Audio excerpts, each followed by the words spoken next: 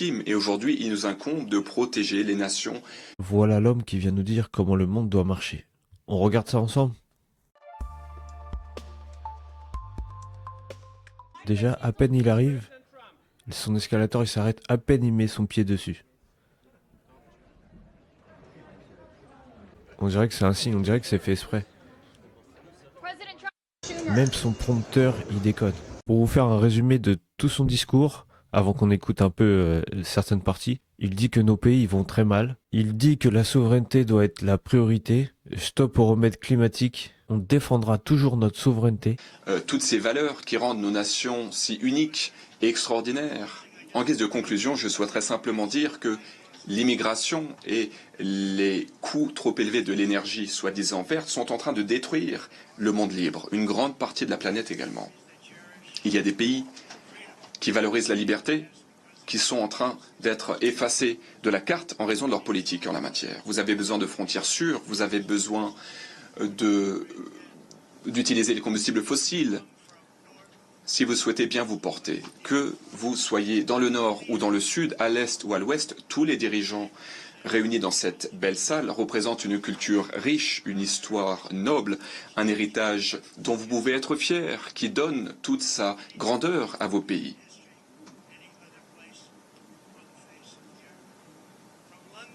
De Londres à Lima, en passant par Rome, Athènes, Paris, Séoul, Le Caire, Tokyo, Amsterdam et ici, à New York, nous faisons fond sur le travail mené à bien par nos prédécesseurs, ces géants qui ont bâti nos nations, nos formidables nations, avec leur courage, leur force, leur esprit, leur aptitude. Nos ancêtres ont gravi des montagnes, ont conquis les océans, ont traversé les déserts, ils ont traversé les plaines. Ils ont versé leur sang pendant des batailles, ils ont bravé tous les dangers. C'était des soldats, des agriculteurs, des ouvriers, des explorateurs, des patriotes. Ils ont construit des villes, des royaumes, ils ont forgé des idées, ils ont créé des industries, ils ont bâti des empires. Et vous y avez participé. C'étaient des champions pour leur peuple. Ils n'ont jamais jeté l'éponge, ils n'ont jamais rien cédé. Leurs valeurs ont façonné nos identités nationales. Leurs visions ont forgé des destins magnifiques. En gros, il est en train de leur dire qu'ils sont en train de détruire toute l'histoire de leur propre pays, de leur culture, tout ce qui a été construit dans leur pays, surtout en Europe. Je parle même au niveau de la France, on le voit déjà. Comme j'avais fait une vidéo sur Paris, que c'est complètement détruit. Tout ce qu'il est en train de dire, c'est tout ce que tout le monde pense, sauf que personne ose le dire à l'ONU. Et lui, il est arrivé, son prompteur, il est en panne, et il te sort un discours incroyable. Et on va regarder ce qu'il a dit sur sur le climat aussi. Les éoliennes qui empiètent sur les terres agricoles. Mais nous n'allons pas rester les bras croisés aux États-Unis.